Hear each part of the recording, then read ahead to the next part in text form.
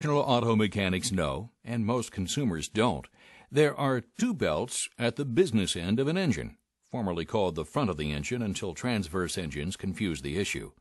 There's usually a visible serpentine belt on the accessory drive, and behind a protective cover, an invisible timing belt on the timing drive. This explains how the timing belt has become known as the forgotten belt. Of course, if the timing belt is forgotten for too long, the vehicle will eventually come to a standstill, an event heralded by a noise that could be anything from a few backfires to fracturing metal sounds. The technical name for an engine making fracturing metal sounds is an interference engine. When a timing belt breaks, the split-second synchronization of engine parts is lost. When this happens, the design of these engines allows the valves in the cylinder head to interfere with the piston. When these hardened steel parts, moving at high RPMs, interfere with each other, it's not good. Valves can be bent or even broken off, possibly damaging the piston, cylinder, and often the crankshaft, severely damaging the engine. This potential damage and the resultant expensive repair is why it's important to check and follow the manufacturer's recommended replacement interval for the timing belt. Chances are good that your vehicle has an interference engine, since 70% of vehicles equipped with timing belts have them. But even if you don't have an interference engine, it's no fun when a timing belt breaks, prompting a costly and inconvenient tow. The best idea is to change the timing belt when indicated in the owner's manual.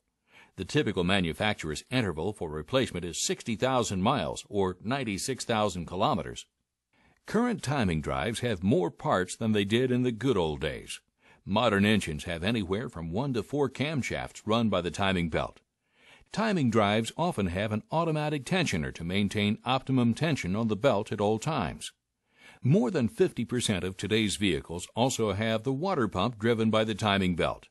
Finally, to help direct the path of the timing belt, there's an idler pulley or two. Let's face it, there's a lot happening under that cover that's hiding the forgotten belt.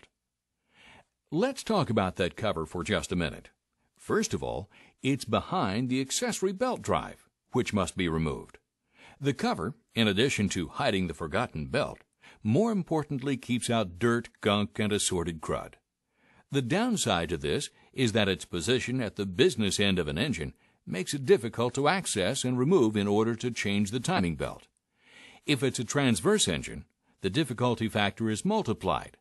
Bottom line, the labor charge for changing a timing belt is not a small one.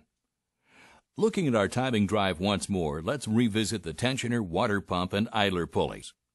These hardware parts have been running for as long as the timing belt, say 60,000 miles, under the same, often extreme conditions.